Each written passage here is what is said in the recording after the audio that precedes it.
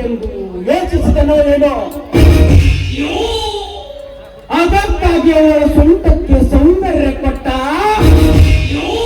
ಕಂಠಕ್ಕೆ ಮಾಧುರ್ಯನಿಟ್ಟ, ಅದರ ಮೇಲೆ ಕುಚಗಳ ಕುಣಿತ ಬಿಟ್ಟ.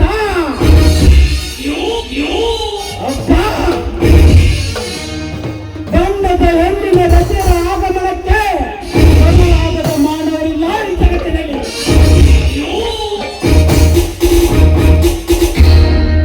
ಪಂಚಮಿ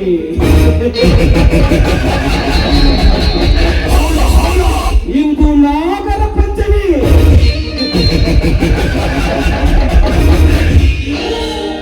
ಈ ಹಬ್ಬ ನಾಡಿಗೆ ದೊಡ್ಡದು.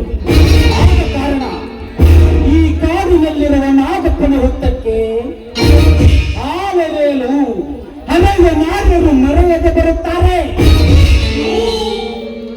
ಬರಲಿ, ನಾನು ಈ ಹುತ್ತದ ಬುಡದಲ್ಲಿ ಅಡಗಿ ಕಳಿತು ಕಣ್ಣಿಗೆ ಕಾಣುವ ಹೆಣ್ಣಿನ ಜೊತೆ ಕಾಮದ ಚಟವನ್ನು ತೀರಿಸಿಕೊಂಡು ಹೊರಗೆ ಕೈ ಬಿಡುವುದೇ ನನ್ನ ಕೆಲಸ.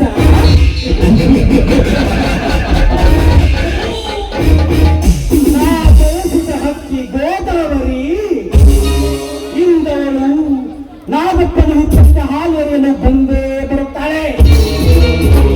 ಬರಲಿ, ಮೊದಲು ನಾನು ಅವಳನ್ನು ಪ್ರೇಮ ಬಾಟದಿಂದ ಮನವೊಲಿಸಲು ಪ್ರಯತ್ನಿಸುತ್ತೇನೆ. ಒಪ್ಪದಿದ್ದರೆ ರೆಕ್ಕೆ ಬಲಿತ ಹಕ್ಕಿಯ ಪುಕ್ಕ ಮುರಿದು ನನ್ನ ಕಾಮದಾಹ ತೀರಿಸಿಕೊಳ್ಳುತ್ತೇನೆ.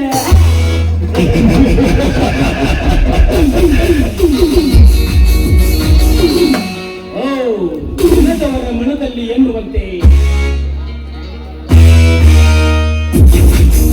ಆ ಪ್ರೇಮ ಲೋಕದ ಪಾರಿವಾಳ ಮೈ ಮುರಿತು ರೆಕ್ಕೆ ಬಿಚ್ಚಿ ಸೋಗಿನ ಸೂಳೆಯಂತೆ ನಡೆಸುತ್ತಾ ಬರ್ತೀನಿ. ಬರಲಿ ಬರಲಿ,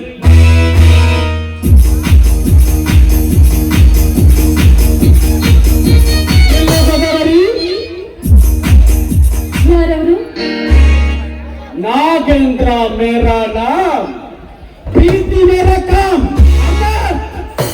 ಕೆಂಪೇಗೌಡನ ಸಿವಿಲ್ ಫ್ಯಾಕ್ಟರಿಯ ಮ್ಯಾನೇಜರ್. ಯಾಕೆ ನಿನ್ನನ್ನು ತಡೆದು ನಿಲ್ಲಿಸಿದ ಕಾರಣ? ಈ ಕಾಡಿನತ್ತ ಸಾಗುತ್ತಿದೆಯಲ್ಲ. ಇಂದು ನಾಗರ ಪಂಚಮಿ, ಅದಕ್ಕೋಸ್ಕರ ಕಾಡಿನಲ್ಲಿರುವ ನಾಗರಾಜನ ಹುತ್ತಕ್ಕೆ ಹಾಲೆರಲು ಹೊರಟಿವೆ. ಗೋದಾವರಿ, ಕಳ್ಳು ನಾಗರ ಕಂಡರೆ ಕೊಲ್ಲರಯ್ಯ, ಜಿತ ನಾಗರ ಕಂಡರೆ ಕೊಲ್ಲರಯ್ಯ ಅಂದ ಮೇಲೆ ನಾಗಪ್ಪನ ಹುತ್ತಕ್ಕೆ ಹಾಲೆರದ ರೇಣುಕಲ್ಲ. ಇಲ್ಲಿ ನಾಗೇಂದ್ರ ನಾನಿದ್ದೇನೆ, ಹಾಲಿಸುವ ಅಂದರೇನು? ಬಣ್ಣ ಬಣ್ಣದ ಬಟ್ಟೆ ತೊಟ್ಟುಕೊಂಡು ಮೈ ತುಂಬ ಅಲಂಕಾರ ಮಾಡಿಕೊಂಡು ತುಂಬಿದೆಯನ್ನು ತೂಕಿಸಿ ಎಲ್ಲಾರ ಒಳಪು ಮಾಡಿಕೊಂಡು ಬಂದ ನಿನ್ನ ಯೌವನದ ಮಕರಂದವನ್ನು ಸಂಗಾತಿ ಮಾಡಿಕೊಳ್ಳೆಂದು ಹೇಳುತ್ತಿದೆ ಎನ್ನಮನ. ಕಮಾಂಗದವರಿ ನಿಮ್ಮ ಕಾಮಕೃಷಿಯನ್ನು ತೀರಿಸುವ.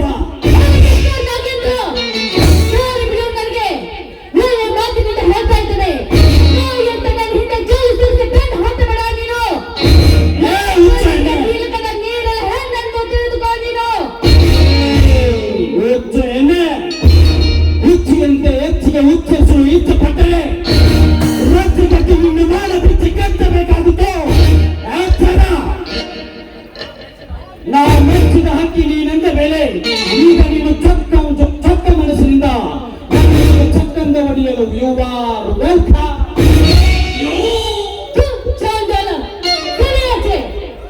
ಪರಸ್ತ್ರೀಯರ ಹೆಣ್ಣು ಮಕ್ಕಳನ್ನು ಕಾಮದ ದೃಷ್ಟಿಯಿಂದ ಕೈ ಮಾಡಿ ಕರೆದು ಕಾಮ ಕ್ರೀಡೆ ಆಡಬಾರದು ಹೇಳುವ ನಿನ್ನ ಕೈಗಳೆರಡು ಕತ್ತರಿಸಿ ಹೋಗಲಿ.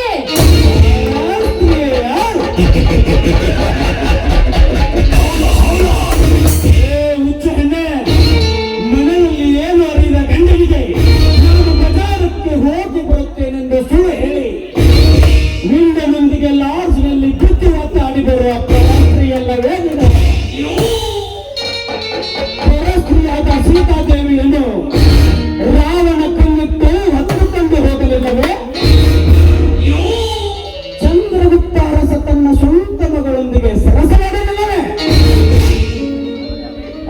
ಮೇಲೆ ಕಾಮಕರು ನಿನ್ನಂತ ಹೆಣ್ಣಿನ ಜೊತೆ ಸರಸವಾಡಿದರೆ ತಪ್ಪೇನು ಚಿನ್ನ?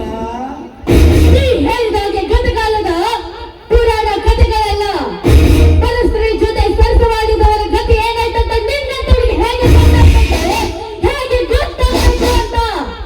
ನೀ ಹೇಳಿದಾಗೆ ಚಂದ್ರಗುಪ್ತ ಮಹಾರಾಜ ತನ್ನ ಮಗಳ ಮೇಲೆ ಮನಸ್ಸು ಮಾಡಿದ್ದಕ್ಕೋಸ್ಕರ ತನ್ನ ಮಗಳ ಶಾಪದಿಂದ ಹಾಕಿದ ಮರ ಕಲ್ಲಾಗಿ ನಿಂತ.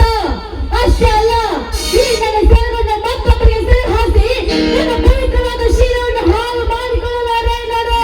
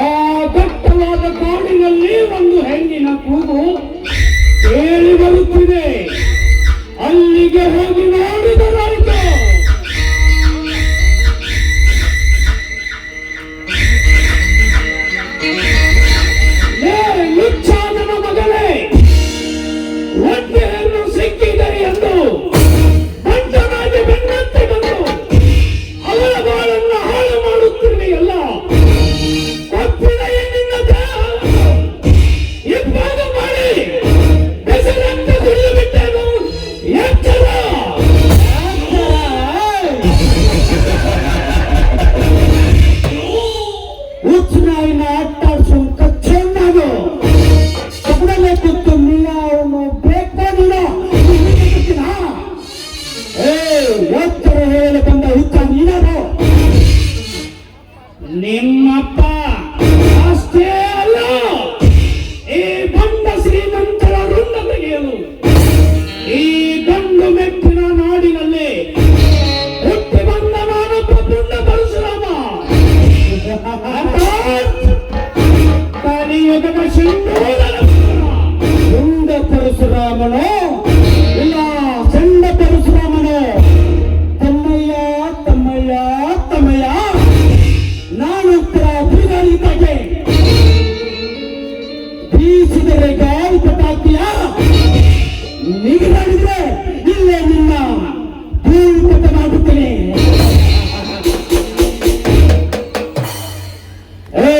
ಸುಮ್ಮನೆ ಹುಲಿಗೆ ತಕ್ಕ ಹುಲಿಯಾಗಿ ಬರಬೇಡ. ಸುಮ್ಮನೆ ಹುಲಿನ ಬಿಟ್ಟು ಜಾಗ ಖಾಲಿ ಮಾಡು. ಹುಲಿಗೆ ತಕ್ಕ ಹುಲಿಯಷ್ಟೇ ಅಲ್ಲ, ಹುಲಿಯಾಗಿ ಮರೆದಾಗಲೇ ಮಾತ್ರ ಈ ಕಲಿಯುಗದಲ್ಲಿ ಬದುಕಲು ಸಾಧ್ಯ. ಇಲ್ಲವಾದರೆ ನಿಮ್ಮಂತ ಕಟುಕ ಜಾತಿಯ ಕುಬೇರರು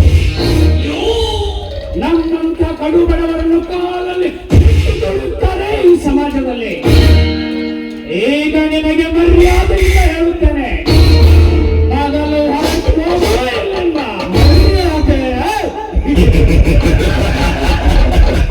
ಮರ್ಯಾದೆ ಕೊಟ್ಟು ಮಾತನಾಡುವ ಮೇಲೆ ನಿನಗೆ ಈ ಭೂಮಿಯ ಮೇಲೆ ಬದುಕುವ ಆಸೆ ಇದ್ದರೆ ನನ್ನ ಕಣ್ಣಿಗೆ ಕೈಗೆ ಸಿಕ್ಕ ಈ ಚುಟ್ಟಲ ಬಾಲೆಯನ್ನು ಬಿಟ್ಟು ಹೋಗೋ. ಇಲ್ಲದಿದ್ದರೆ ನಿನ್ನನ್ನು ಯಮನ ಪಾದ ಸೇರಿಸಬೇಕಾಗುತ್ತದೆ. ಅಕ್ಷರ ಯಮನ ಪಾದ ಸೇರಿಸಲು ನೀನೇನು ಮುಕ್ಕಣ್ಣನಲ್ಲ. ನನ್ನ ಪ್ರಾಣವಾದರೂ ಚಿಂತೆ ಇಲ್ಲ. ಈ ಮಹಿಳೆಯ ಮಾನ ರಕ್ಷಣೆ ಮಾಡದೆ ಹೋದರೆ ಅದು ಗಂಡು ಜಾತಿಗೆ ಅವಮಾನ.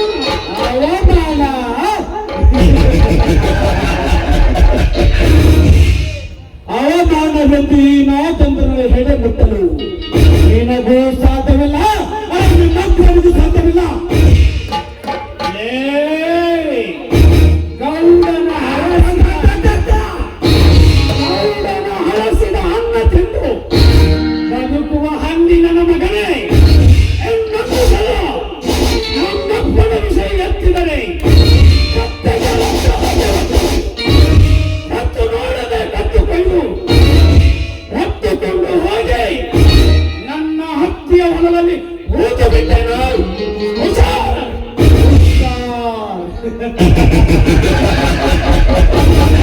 ಕೊಂಡ ಜಾತಿಗೆ ಸೇರಿದ ಈ ನಾಗಂದ್ರಿಗೆ ವಿಚಾರವಲ್ಲ. ಸುಮ್ಮನೆ ಅವರನ್ನು ಬಿಟ್ಟು ಹೋಗೋ. ಕಾಮದ ಪುಟ್ಟನ್ನೆತ್ತಿ ಬೇಯಿಸಿ ನಿಮ್ಮ ಜೀವ ಕಳೆದುಕೊಳ್ಳಬೇಡ. ಸುಮ್ಮನೆ ಹೋಗು. ಪ್ರಾಣ ಹೋದರು ಮಾನ ಬೇಕು ಎನ್ನುವ ಜಾತಿ ನಮ್ಮದು.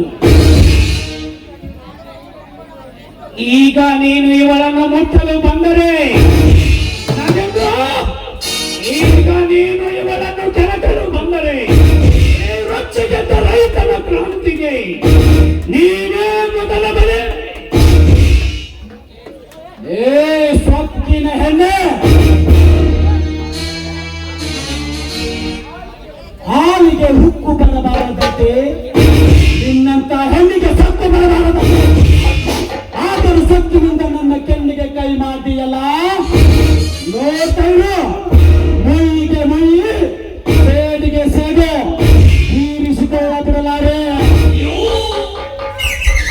ಹೆಣ್ಣು ಬಾಳೆ ಹರಿದಕ್ಕೆ ಇನ್ಮೇಲೆ ಸಿಪ್ಪೆನ ಚೆಲ್ಲೇಬೇಕು.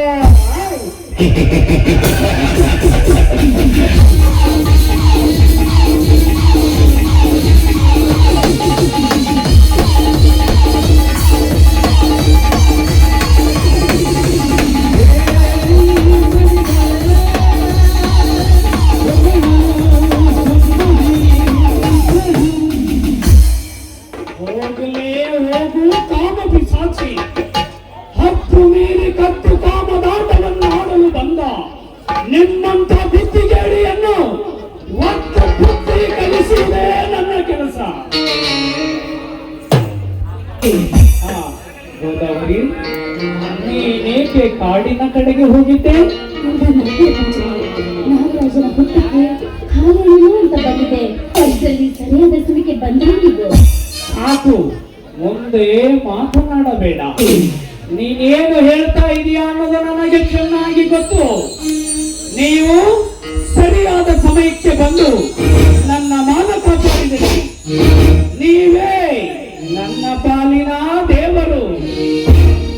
ನನಗೆ ಸತಿಯ ಸ್ಥಾನ ಕೊಡಿ, ಇಲ್ಲವಾದರೆ ನನ್ನ ಪ್ರೀತಿಯ, ನನ್ನ ಜನ್ಮಕ್ಕೆ ಎಂದು ಪ್ರೀತಿಯ ನಾಟಕವನ್ನು ಆಡುವ ಎಷ್ಟೋ ಡೈಲಾಗುಗಳನ್ನು ನಾನು ಸಿನಿಮಾಗಳಲ್ಲಿ ನೋಡಿದ್ದೇನೆ. ನೀನು ಆ ರೀತಿ ಚೀಚಿ, ಹಾಗೇನಿಲ್ಲ. ತಂದೆ ತಾಯಿಲ್ಲದ ತಪ್ಪಲಿ ನಾನು. ಅಂಥದ್ರಲ್ಲಿ ನನ್ನನ್ನು ತಂದೆ ತಾಯಿಲ್ಲದ ತಪ್ಪಲಿ ಆದ ನನ್ನನ್ನು ನಿಮ್ಮ ಕಾಲು ಹಿಡಿದು ಬೇಡಿಕೊಳ್ಳುತ್ತೇನೆ. ದಯವಿಟ್ಟು ದಯವಿಟ್ಟು ಈ ಬಡವರಿಗೆ ಬದುಕನ್ನು ನೀಡಿ. ಆಗಲಿ ಗೋದಾವರಿ, ಮೇಲೆ ಮನೆಯಲ್ಲಿ ಶ್ರೀರಾಮಚಂದ್ರನಂತಿರ ಹನುಮ, ಧರ್ಮ ದೇವತೆಯಂತಿರುವ ಅತ್ತಿಗೆ, ಅವರಿಬ್ಬರನ್ನು ಒಂದು ಮಾತು ಕೇಳಿ ನಿನ್ನನ್ನೇ ಮದುವೆಯಾಗುತ್ತೇನೆ. ಅಂಡರ್ಸ್ಟ್ಯಾಂಡ್?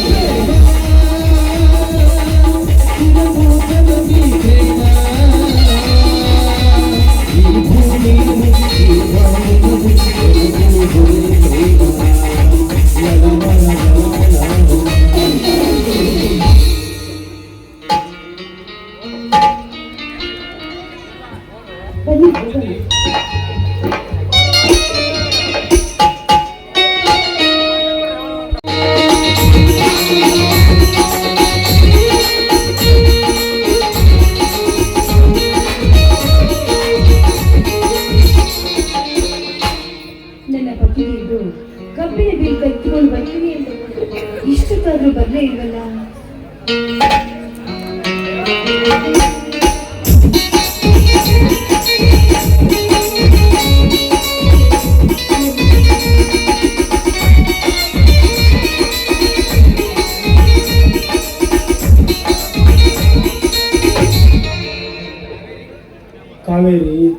ಇನ್ನು ತೋಟಕ್ಕೆ ಹೋಗಲಿಲ್ಲವೇ? ಸ್ವಾಮಿ ಈಗ ಹೊರಟಿದೆ ಸ್ವಾಮಿ. ಹೀಗೇನು ನೀವು ಇಂಥ ಬಟ್ಟೆಯನ್ನು ಹಾಕೊಂಡು ಬಂದಿದ್ರಲ್ಲ, ಕಬ್ಬಿನ ಬಿಲ್ಲ ತರ್ತೀನಿ ಅಂತ ಅವರು ತರಲಿಲ್ವೇನ್ರಿ? ಹೌದು ಸೀತಾ, 100 ಟನ್ ಆಗಬೇಕಿದ್ದ ನಮ್ಮ ಕಬ್ಬು ಸುಟ್ಟು ಕಾರಣ ಇವತ್ತು ಟನ್ನಾಗಿತ್ತು. ಅದರಂತೆ ಬೆಲೆಯನ್ನು ಕೂಡ ಕಡಿಮೆ ಮಾಡಿದರು.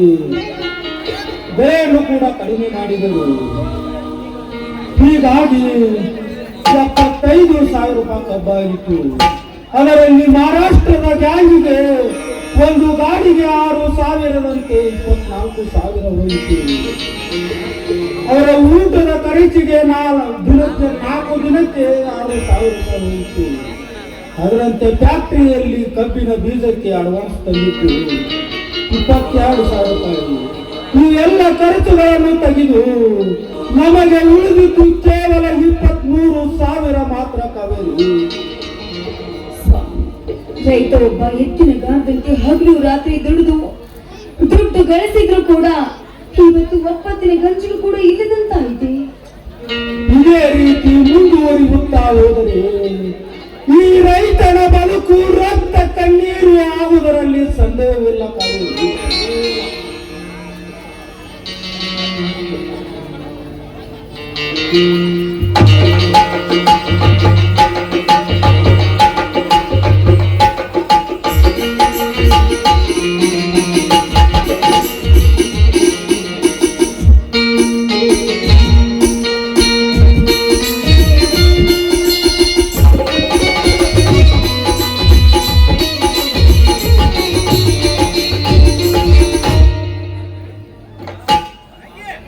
ಅಣ್ಣ, ಇವಳ ಹೆಸರು ಗೋದಾ. ಅಣ್ಣ, ಅತ್ತಿಗೆ. ಯಾರಪ್ಪ ಲಕ್ಷ್ಮಣ? ಯಾರಿವರು? ಅಣ್ಣ, ಇವಳ ಹೆಸರು ಗೋದಾವರಿ. ಅನಾಥ ಆಶ್ರಮದಲ್ಲಿ ಬೆಳೆದವಳು. ಇವಳಿಗೆ ಅಪ್ಪ ಅಮ್ಮ ಬಂಧು ಬಳಗ ಯಾರೂ ಇಲ್ಲ ಅಣ್ಣ, ಯಾರೂ ಇಲ್ಲ. ಅದಕ್ಕೆ ನಾನು ಇವಳ ಬಾಳಿಗೆ ಬೆಳಕು ನೀಡಿ ನನ್ನ ಸಂಗಾತಿಯನ್ನಾಗಿ ಮಾಡಿಕೊಳ್ಳಬೇಕೆಂದಿದ್ದೇನೆ. ಆದರೆ ಸಂಗಾತಿ ಎಂಬ ಸಂತೋಷದ ಸಂಭ್ರಮಕ್ಕೆ ಆದರೆ ಎಂಬ ಅನುಮಾನದ ಮಾತೇಕೆ ಸೋದರ? ಅನಾಥಿಯಾದ ಈ ಬಾಲೆಯನ್ನು ಈ ಸಂಗಾತಿಯನ್ನಾಗಿ ಮಾಡಿಕೊಂಡು ಇವಳ ಬಾಳಿಗೆ ಬೆಳಕು ನೀಡುತ್ತೇನೆಂದು ಹೇಳಿದೆಯಲ್ಲ, ನನಗೆ ತುಂಬಾ ಸಂತೋಷವಾಯಿತು. ಇರಲಿ, ಮುಂದಿನ ವಾರವೇ ನಿಮ್ಮಿಬ್ಬರ ಮದುವೆ ಮಾಡೋಣ. ಅಲ್ಲಿವರೆಗೆ ಈ ಗೋದಾವರಿ ನಮ್ಮ ಮನೆಯಲ್ಲೇ ಇರಲಿ. ಹಾಗಾದರೆ ನಮ್ಮಿಬ್ಬರಿಗೂ ಆಶೀರ್ವಾದ ಮಾಡೋಣ, ಆಶೀರ್ವಾದ ಮಾಡೋಣ.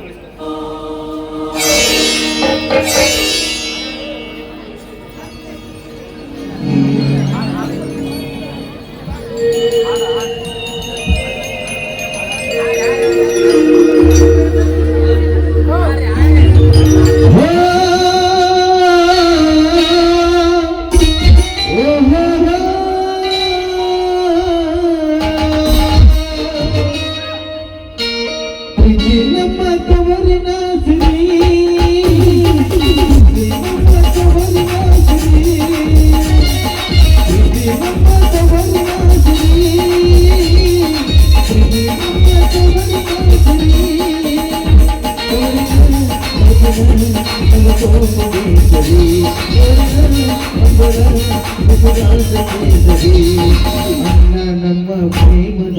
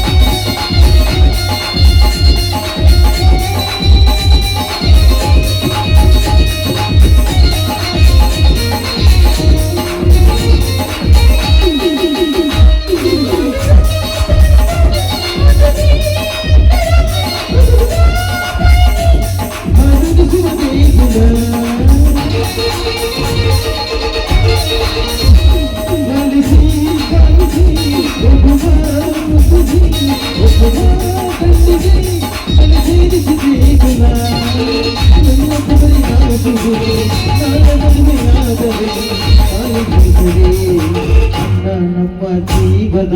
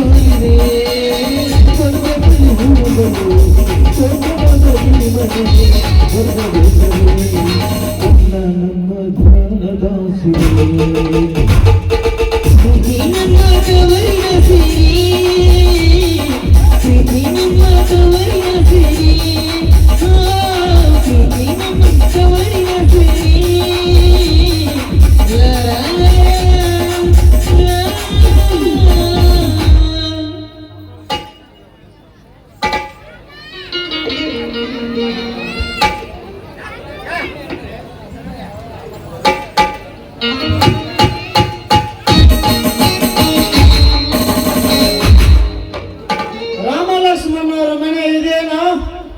ಹೌದು. ಯಾಕೆ, ಏನಾಗಬೇಕಾಗಿತ್ತು? ಪ್ರತಿ ವರ್ಷ ಬರಬೇಕಾಗಿತ್ತು, ಅದಕ್ಕೆ ವಸೂಲಿ ಮಾಡಲು ಬಂದಿದ್ದೇನೆ. ಅಂದ್ರೆ ನಿಮ್ಮ ಮಾತಿನ ಅರ್ಥ ಮಾತು ಗೊತ್ತಿದ್ದರೆ ನೀವೇಕೆ ಮಾತನಾಡುತ್ತಿದ್ದೀರಿ? ನಾನು ನಿಮ್ಮ ಗ್ರಾಮ ಪಂಚಾಯತಿ ಹೊಸದಾಗಿ ಬಂದ ಕ್ಲರ್ಕ್. 3 ವರ್ಷದಿಂದ ಬರಬೇಕಾದ ಬಾಕಿ ಇದೆ, ಅದಕ್ಕೆ ವಸೂಲಿ ಮಾಡಲು ಬಂದಿದ್ದೇನೆ. ಸಾಹೇಬ್ರೇ, ಏನು ಹೇಳುತ್ತಿರುವಿರೇ ನೀವು? ನಾವು ಪ್ರತಿ ವರ್ಷ ಮನೆ ಪಟ್ಟಿ ತುಂಬುತ್ತಾ ಬಂದಿದ್ದೇವೆ. ಈಗ ನೀವು ಸಂಚು ಹೂಡಿ ಹೊಂಚು ಹಾಕಿ ನಮ್ಮ ಸಂಪತ್ತನ್ನೆಲ್ಲ ಲೂಟಿ ಮಾಡಲು ಬಂದ ನೀನೊಬ್ಬ ಮೋಸಗಾರ. ಲಕ್ಷ್ಮಣ, ನಾನು ಮೋಸ ಮಾಡಲು ಮೊದಲಿದ್ದ ಪಾಟಿಲೇನೋ? ನಾನು ಹೊಸದಾಗಿ ಗ್ರಾಮ ಪಂಚಾಯತಿಗೆ ಬಂದ.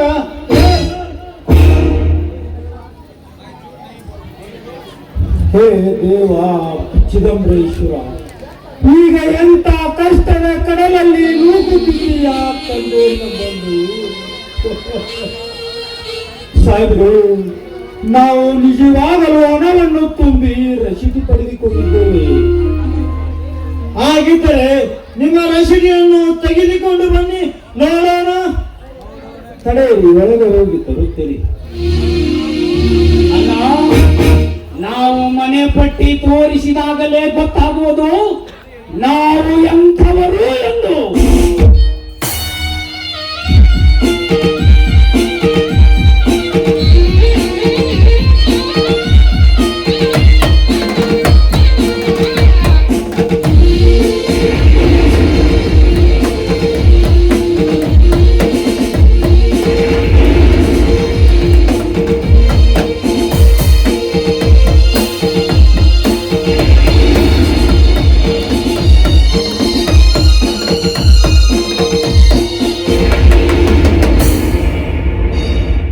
ತೆಗೆದುಕೊಳ್ಳಿ ಈ ರಸೀದಿಯನ್ನು. ಇದು ನಮ್ಮ ಗ್ರಾಮ ಪಂಚಾಯತಿ ರಸೀದಿ ಅಲ್ಲ. ನಿಮಗೆ ಯಾರೇ ಮೋಸ ಮಾಡಿ ಹಣ ದೋಚಿಕೊಂಡು ಹೋಗಿದ್ದಾರೆ. ಅಣ್ಣ, ಮೋಸವೆಂಬ ರಾಕ್ಷಸ ನಮ್ಮಂಥ ಬಡ ರೈತರ ರಕ್ತ ಭಕ್ಷಿಸಿದಾಗಲೇ ಅವರ ಬೊಕ್ಕಸ ಭಂಡಾರ ತುಂಬಿ ಆಡಂಬರದ ಅರಮನೆಯ ತೂದಿಯಾಲೆಯಲ್ಲಿ ಉತ್ಸವದ ಗಾಳಿ ಬೀಸುವುದು. ಅಂತೆಯೇ ಬಡವರು ಬಡವರಾಗಿಯೇ ನೆಲ ಹಿಡಿದಿದ್ದಾರೆ. ಬಡವರು ಬದುಕಬೇಕಾದರೆ ಬದುಕಿನಲ್ಲಿ ಛಲವಿರಬೇಕು. ಮೋಸಗಾರರ ವಿರುದ್ಧ ತಲೆ ತಟ್ಟಿ ನಿಲ್ಲಬೇಕು. ಅಂದಾಗ ಮಾತ್ರ ಈ ಸಮಾಜದಲ್ಲಿ ಬದುಕಲು ಸಾಧ್ಯ. ಆದರೆ ಬೆಳ್ಳಗಿರುವುದೆಲ್ಲ ಹಾಲು ಎಂದು ತಿಳಿದು ನಾನು ಮೋಸ ಹೋಗಿಬಿಟ್ಟೆ ಲಕ್ಷ್ಮಣ, ಮೋಸ ಹೋಗಿಬಿಟ್ಟೆ. ಅಲ್ಲ, ಈಗ ಮನೆ ಪಟ್ಟಿ ತುಂಬು ಆ ಮೋಸಗಾರ ಯಾರು ಎಂಬುದನ್ನು ಒತ್ತು ವಸೂಲಿ ಮಾಡುತ್ತೇನೆ.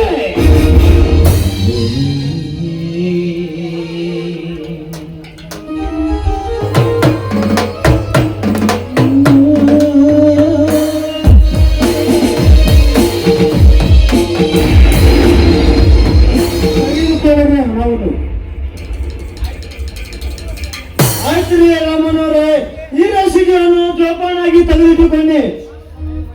ರಾಯನ ಹೋಗಿ ಬರುತ್ತೇನೆ.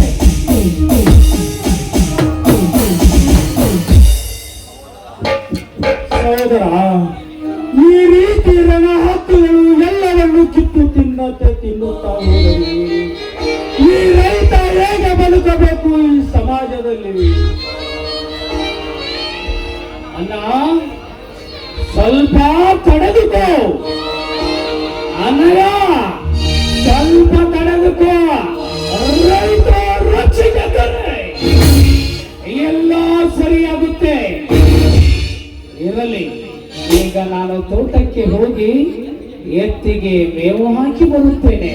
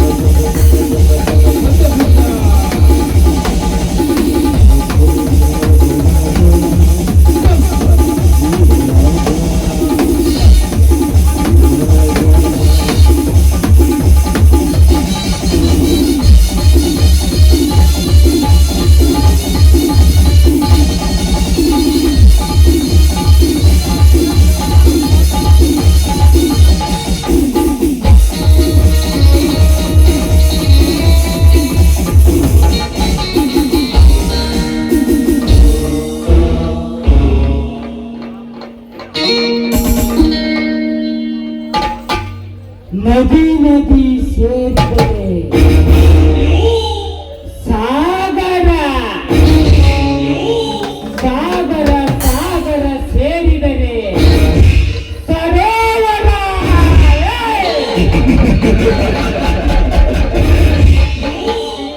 ಈ ನಾಟಕಕ್ಕೆ ಮತ್ತೊಂದು ಹೆಸರೇ ಕಣ್ಣಾಗರ.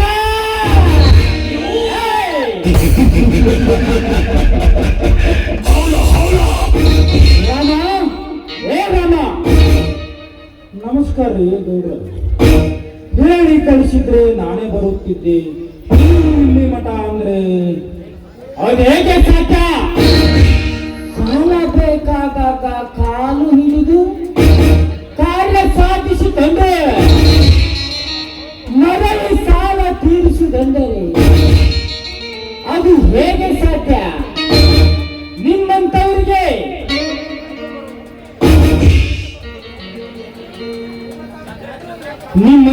ಅರಿವು ಬರುವುದು ಹೇಗೆ?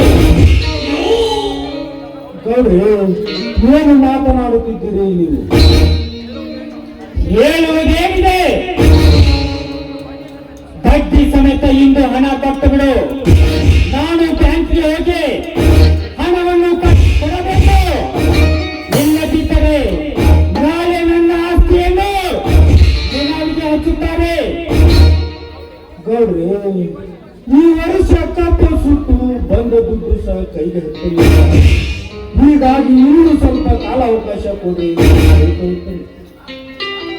ಅಲ್ಲ ತಮ್ಮ ರಾಮಣ್ಣ, ಯಾಕೆ ನಿಮ್ಮಪ್ಪನ ಮನೆಯವರಲ್ಲ, ನಮ್ಮಪ್ಪನ ಮನೆಯವರಲ್ಲ, ಸುಮ್ಮನೆ ನಮಗೆ ದಬಾಯಿಸ 50 ಕೋಟಿ ಬಿಡಪ್ಪ ನಮ್ಮ ಮಾತು ನೀನು ನಟಿಸಿದ್ದ ಒಳ್ಳೆಯಿಂದ ಇದ್ರು ಈಗ ಬ್ಯಾಂಕಿಗೆ ಕಟ್ಟಬೇಕಣ.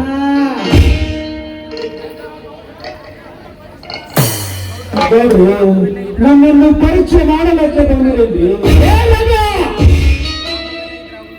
ಗೌಡ್ರೆ ಸ್ವಲ್ಪ ಬಾಯಿಗೆ ಹಿಡಿದು ಮಾತಾಡು. ಮರ್ಯಾದೆ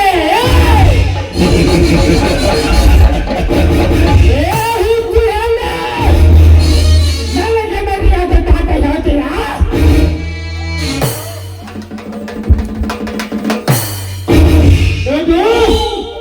ಎಂದು ನಿನ್ನ ಗಂಡ ಬಡ್ಡಿ ಸಮೇತ ಹಣ ಕಟ್ಟೆ ಸರಿ, ಇಲ್ಲ ಬಿಟ್ಟರೆ ನಿಮ್ಮನ್ನೆಲ್ಲ ಬಂದು ಹೊರಗೆ ಹಾಕಿ ಬಿಡ್ತೇನೆ.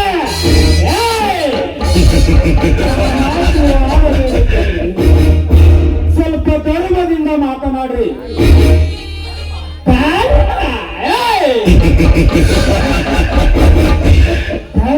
ಧರ್ಮದ ಅರ್ಥ ಗೊತ್ತಿಲ್ಲದ ನೀನೊಬ್ಬ ಮೂರ್ಖ. ಏ ರಾಮ, ಇಂದು ಬಡ್ಡಿ ಸಮೇತ ಹಣ ಕೊಟ್ಟುಬಿಡು, ಇಲ್ಲದಿದ್ದರೆ ಈ ಮನೆ ನನ್ನದು. ಈ ಮನೆ ನನ್ನದು ಎನ್ನಲೇಕೆ ನೀನೇನು ನಮ್ಮಪ್ಪನ ಮಗನೇ?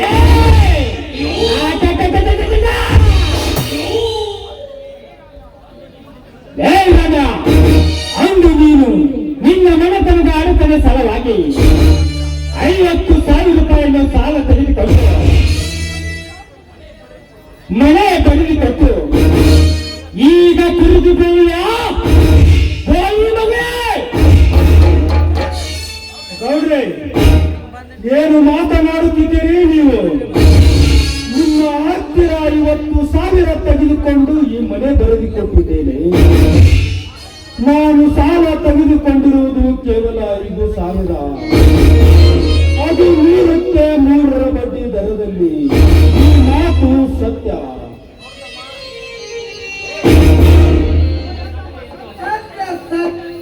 ನೋಡ್ತಮ್ಮ ಸತ್ಯ ಸತ್ಯ ಅಂತೇಳಿ ಆಕಾಶದ ನುಡಿಯೋದಲ್ಲ. ಯಾಕಂದ್ರೆ ನೀ ಓದಿದನೇ ಬರ ನಮ್ಮ ಬಡ್ಡಿ ಬುಕ್ದಾಗ ಐದು ತಮ್ಮ. ಅದೇನು ನೆನಪಿಲ್ಲ ತಮ್ಮ ನನಗ. ತಿರುಶೆಟ್ಟಿಯವರೇ, ಹೀಗೆ ಹೇಳಿ ಅನ್ಯಾಯವಾಗಿ ಬಡ ರೈತರನ್ನು ಜೀವಂತ ಸಮಾಧಿ ಮಾಡಬೇಡ್ರಿ. ನಾನು ನಿಮ್ಮ ಹತ್ತಿರ ತೆಗೆದುಕೊಂಡಿರುವುದು 5,000 ಮಾತ್ರ. ಆದರೆ 50,000 ಎಂದರೆ ಹೇಗೆ ತೀರಿಸಲಿ ನಿಮ್ಮ ಹಣವನ್ನು? ತಿರುಶೆಟ್ಟಿ, ಒಮ್ಮೆ ಈ ಪತ್ರವನ್ನು ಕೊಟ್ಟು ಬಿಡು. ಏನೆಂದು ನೋಡಲಿ ಈ ಸತ್ಯದ ಪತ್ರವನ್ನು.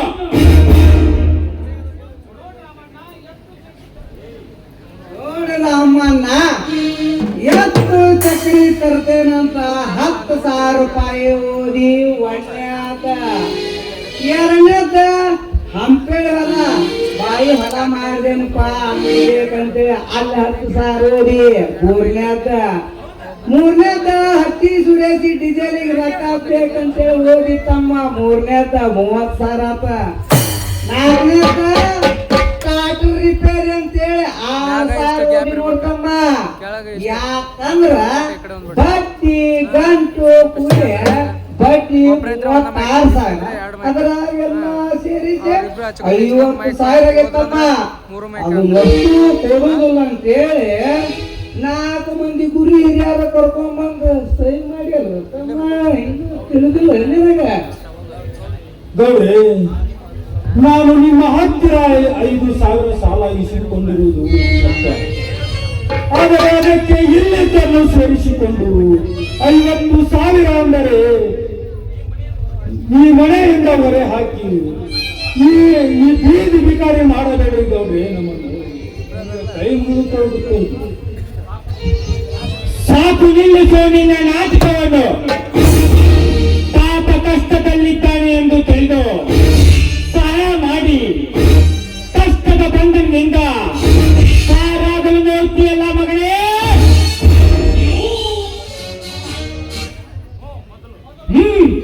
ಮೊದಲು ಮನೆ ಖಾಲಿ ಮಾಡು.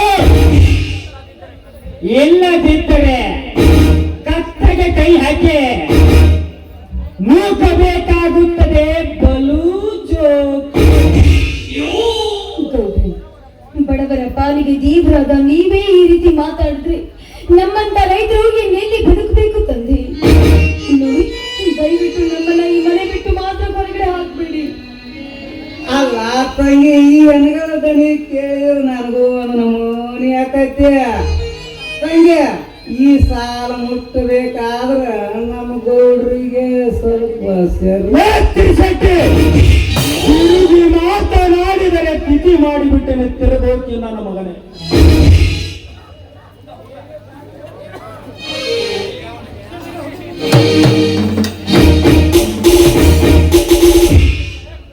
ಇದ್ದೇವರ ಕಟ್ಟೆ ಶಪ ಕಟ್ಟು ಮಾತಿ ಕಟ್ಟಿನೆಯವರ ಕಟ್ಟಗೌಡ.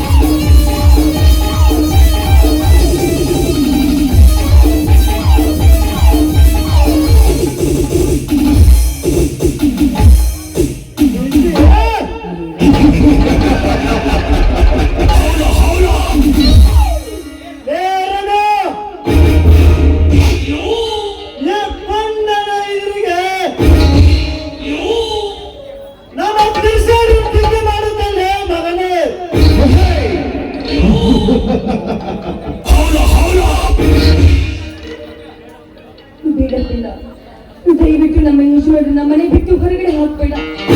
ಕೈ ಮುಗಿದು ಬೇಡ್ಕೊಳ್ತೀನಿ.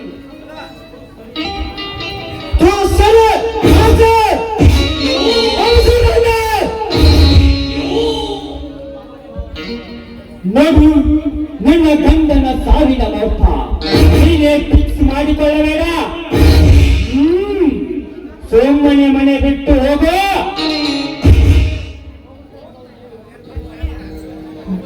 ಹೋಗುತ್ತೇವೆ ಗೌರಿ, ಮನೆ ಬಿಟ್ಟು ಹೋಗುತ್ತೇವೆ.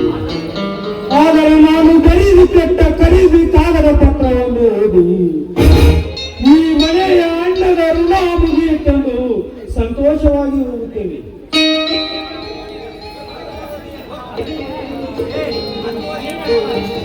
ಅದನ್ನು ತಗೊಂಡು ಏನು ಮಾಡೋ ಮಾರಯ್ಯ, ಸಾಲ ನೋಡಿ ಡಾಕ್ಟ್ರು ಟಿಕೆಟ್ ಹಾಕಿ ತಗೊಂಡು ಎಲ್ಲಾರು ಮಕ್ಕೊಂಡು ನಮ್ಮ ಗೋಡ್ರು ನಮ್ಮನ್ನು ಹೋಗ್ಬಿಡ್ತಾರ. ತುಳಸಿ ಕೊಟ್ಟು ಬಿಡು, ಒಮ್ಮೆ ಕಣ್ಣು ಬಿಟ್ಟು ನೋಡಲಿ ಈ ಸತ್ಯದ ಪತ್ರವನ್ನು.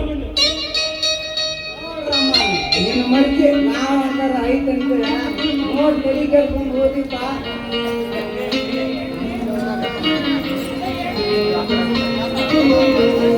ಇದೇ ಏನ್ರಿ ನಿಮ್ಮ ಮೋಸದ ಜಾಲ? ಇಂಥ ಬಡ ರೈತರನ್ನು ಎಷ್ಟೋ ಆಸ್ತಿಗಳನ್ನು ಹೆಚ್ಚಾಗಿ ನಿಮ್ಮ ಜಾಲದಲ್ಲಿ ಹಾಕಿಕೊಂಡಿದ್ದೀರಾ. ಸತ್ಯ ಸತ್ಯ ಎಂದು ಸತ್ಯವನ್ನು ಕಾಲನ್ನು ನೆಟ್ಟಿ ತಿರುಗುವ ಜನ ನೀವು. ಅದೇ ಸತ್ಯವನ್ನು ದೇವರೆಂದು ತಿಳಿದು ತಲೆ ಮೇಲೆ ಹೊತ್ತು ತಿರುಗುವ ಜನ ನಾವು. ಹೀಗಾಗಿ ಇಂಥ ಮೋಸಕ್ಕೆ ನಾನು ಮಾರುವುದಾರೆ.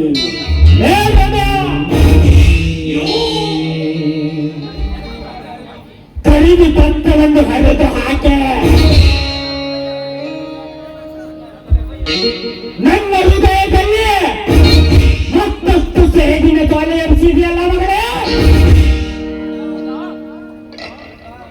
ಪುಂಡ ಈ ಕುಣ್ಣಿಯನ್ನು ಹೊತ್ತಿಕೊಂಡು ಮನೆಗೆ ನಡೆ.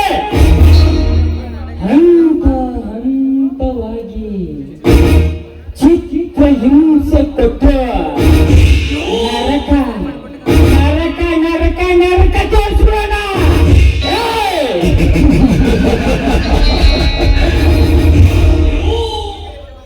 ಆಯುಧನೆ ಈ ಪಾಪಿಯನ್ನು ಈಗಲೇ ಹೊತ್ತು ಒಯ್ಯುವೆ.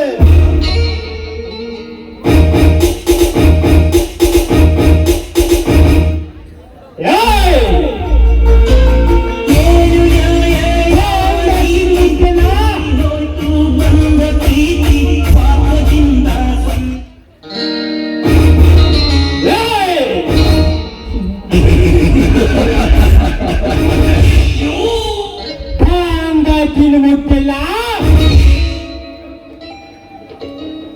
ನಾನ್